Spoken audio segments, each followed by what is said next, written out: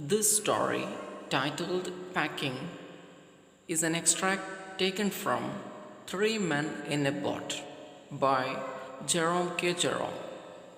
The first line of the story, I said I'd pack, which shows the writer Jerome liked to pack luggage for trips and announced that he would do the packing.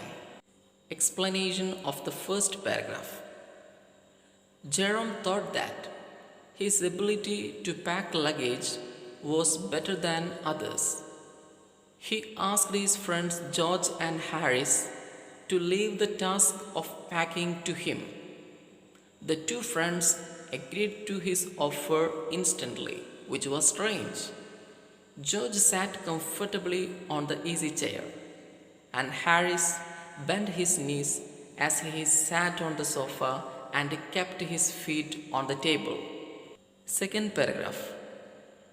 By saying that he would pack, the writer did not mean that his friends would sit and relax while he would do all the work.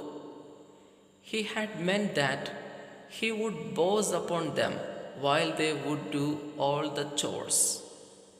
He would nag them and curse them for not knowing the work well, and then he would chip in to sort out the mess that they would create. He was irritated to see them sitting while he did all the work. Explanation of paragraph number 3. The writer recollects that once he lived with a man who would sit lazily on the sofa all day through and would watch the writer do all the work. The man would say that he enjoyed watching him go around doing all the work. This would make the writer mad with anger. The writer adds that he could not sit idle and watch others work like slaves. On the other hand, he liked to check their work, walk around with his hands in his pockets, and direct them on how to do the work properly. He feels that as he was energetic, it was a part of his nature to behave in that manner. Paragraph number 4. The writer did not say anything to his friends and started packing. As he closed it, Harry said that he had forgotten to pack the boots. The writer felt that Harris could have reminded him before he had closed the bag, but he thought that Harris was like that. This was followed by an irritating laughter by George, which made Jerome wild with anger. Paragraph number 5. Jerome opened the bag to keep the boots in it.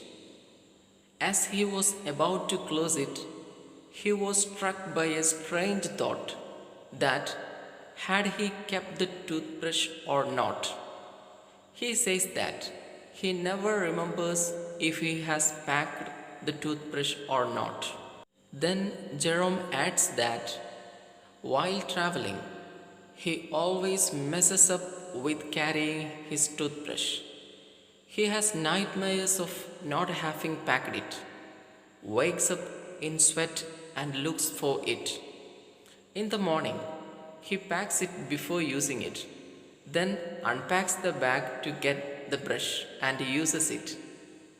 As it is the last thing that comes out of the bag and he has repacked the bag, he forgets packing it again.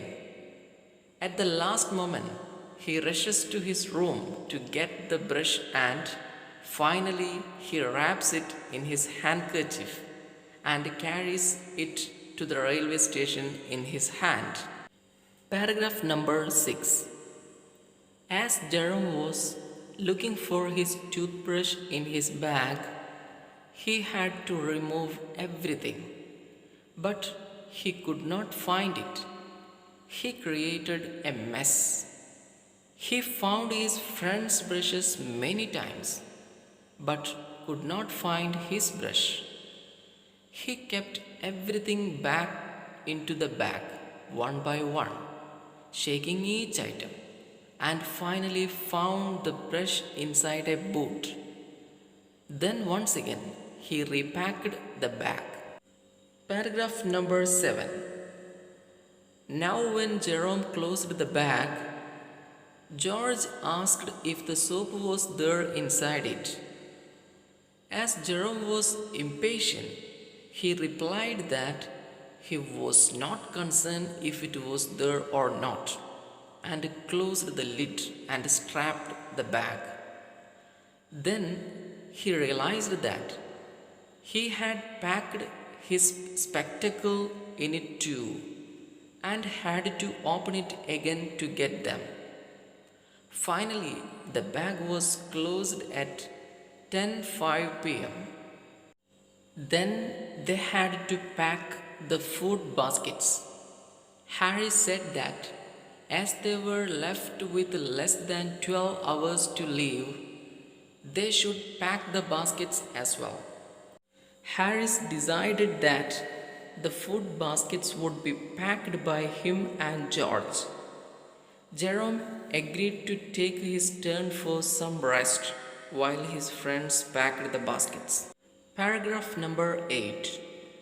George and Harris started packing the hampers in a happy mood. They wanted to show Jerome that they could pack well. Jerome waited for them to create a mess because he considered Harris to be the worst packer in the world. Jerome looked at the piles of plates, cups, kettles and bottles, the jars, pies, cakes, and tomatoes which had to be packed into the hampers. He thought that as the boys would mess up, it would be an interesting thing to watch. The scene became interesting as they broke a cup at the start. Jerome says that they broke the cup to indicate that they could do that too and to make things very interesting. Then Harris placed the jar of strawberry jam on top of the tomatoes. The tomatoes were squeezed by the jar, and then they removed the damaged tomato with the help of a spoon. Paragraph number 9. Next, George stepped on the butter. Jerome remained silent but sat on the edge of the table to watch the action. His silence irritated his friends. They became nervous and stepped on the things.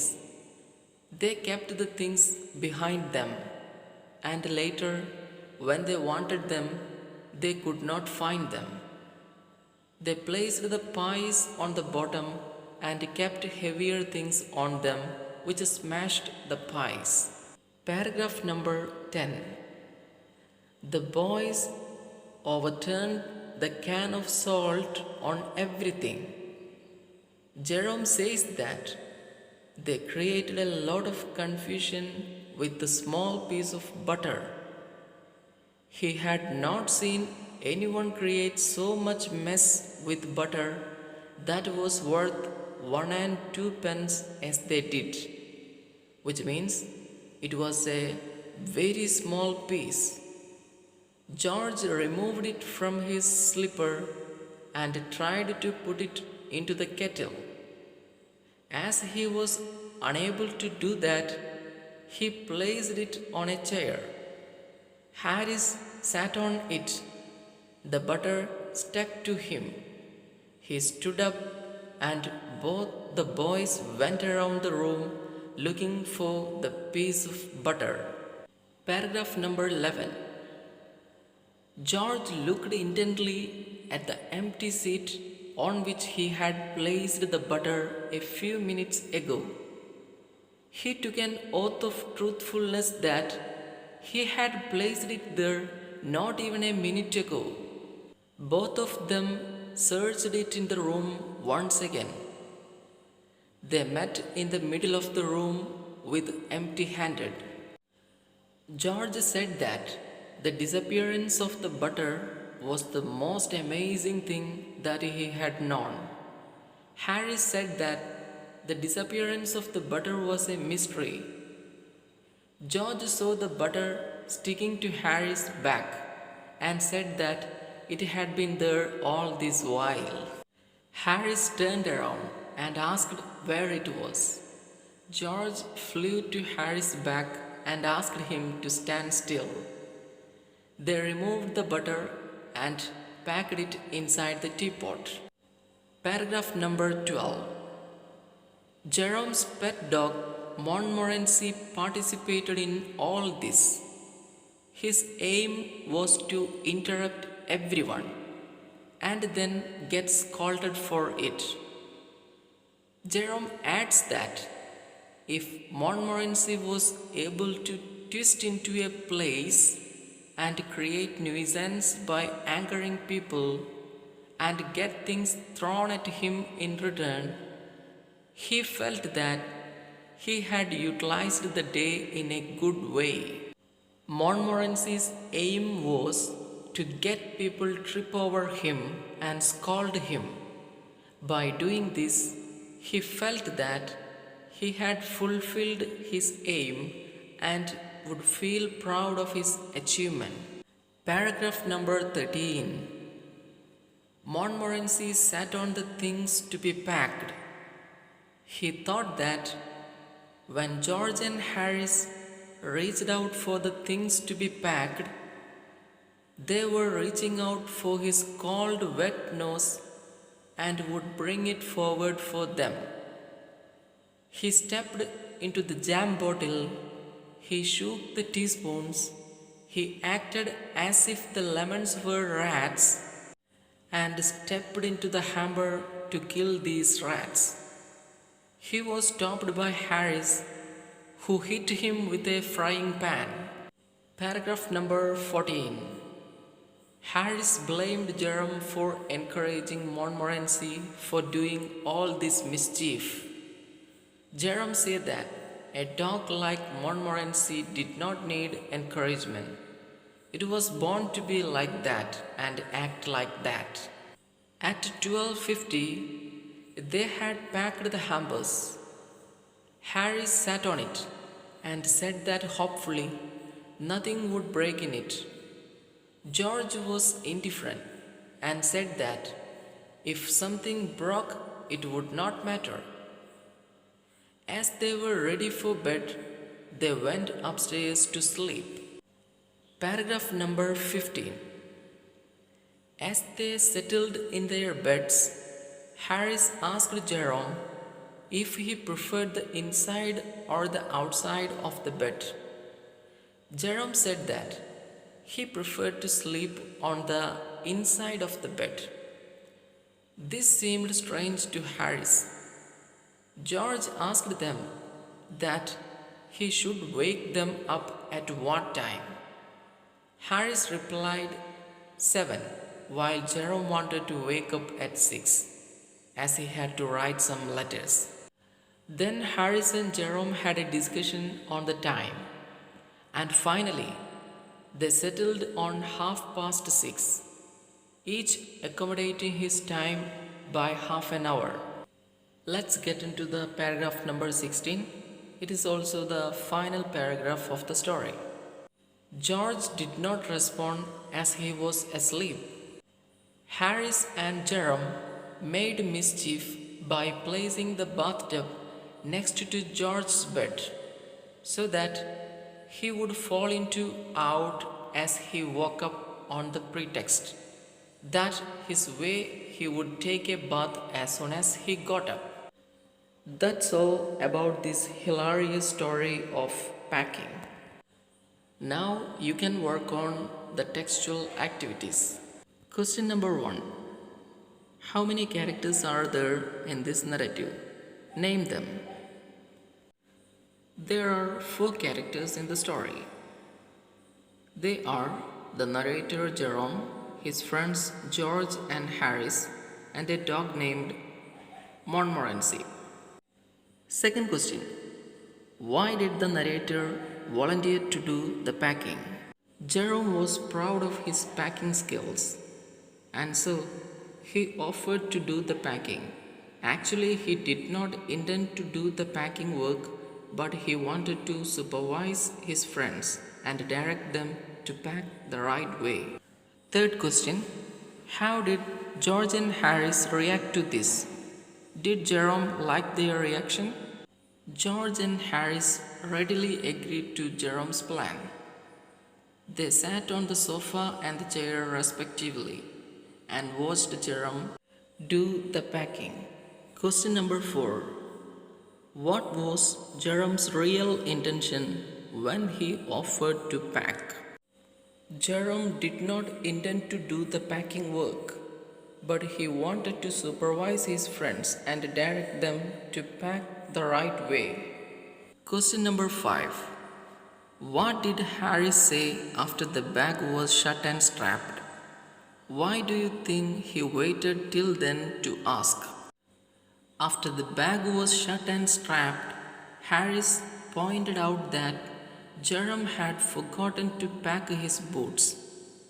I think that he waited till then because he thought that Jerome would pack the boots in the end. Question number 6. What horrible idea occurred to Jerome a little later? The horrible idea that struck Jerome was that whether he had packed his toothbrush or not. Question number 7. Where did Jerome finally find the toothbrush? He found the toothbrush inside a boot. Question number 8. Why did Jerome have to reopen the packed bag? Jerome had to reopen the bag because he had packed his spectacles in it. Number 9. What did George and Harris offer to pack and why? George and Harris offered to pack the food baskets. They did so because they wanted to show that they were better packers than Jerome. Question number 10. Tick the statements which are true. First one, they started with breaking a cup. Second, they also broke a plate. Third, they squashed a tomato. Fourth, they trod on the butter. Fifth, they stepped on a banana. Sixth, they put things behind them and couldn't find them. Seventh, they stepped on things. Eighth, they packed the pictures at the bottom and put heavy things on top. Ninth, they upset almost everything. Last one, they were very good at packing. The true statements are number 1, number 3, number 4, number 6, number 7, number 9. Next question. What does Jerome say was Montmorency's ambition in life? What do you think of Montmorency and why? Montmorency's aim in life was to create hurdles in the way of others and get scolded for it. I think that Montmorency was a loving pet who liked playing with his masters. Now you can get into the page number 90, thinking about language. Match the words and phrases in column A with their meanings in column B. Only the correct answer is given here. For the questions, you can check the textbook. Next one, use suitable words or phrases from column A above to complete the paragraph given below. Just before this activity, we discussed some words and phrases with their meanings. You can use those words or phrases to fill these blanks. In page number 91, activity 2, you can see the table below has some proverbs telling you what to do and what not to do. Fill in the blanks and add a few more such proverbs to the table. Answer has given and completed the table here. You can check and write. That's all for the time being, and hope that you have got the most important works related to this chapter. Thank you very much for watching this video and see you in the next class. Take care. Bye bye.